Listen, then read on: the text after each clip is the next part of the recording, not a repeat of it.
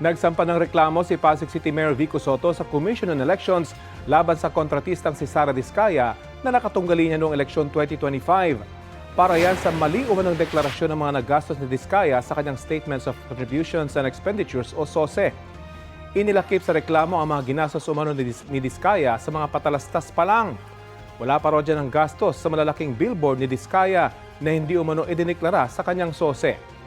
Para kay Soto, hindi makatotohanan na nasa 800,000 pesos lang ang ginastos ni Diskaya na nakadeklara sa SOSE. Bago yan, nagsampa rin si Soto ng reklamong perjury sa Pasig Prosecutor's Office para naman sa umano'y misdeclaration ni Diskaya sa kanyang dual Filipino-British citizenship. Nakakulong ngayon si Diskaya dahil sa mga kasong graft at malversation kaugnay sa umano'y Ghost Flood Control Project sa Davao Occidental. Sabi ng tagapagsalita ng mga Diskaya na si Attorney Cornelio Samaniego III, kaya lang naghain ng reklamo si Soto ay para daw pagtakpan ang election offense na kinakaharap ng alkalde sa COMELEC office sa Pasig.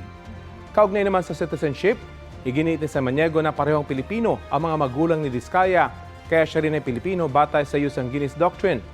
Tugon dyan ni Soto, nagsampa siya ng mga reklamo dahil hindi raw dapat hinahayaan ng mga politiko na gawing kalokohan ang election laws.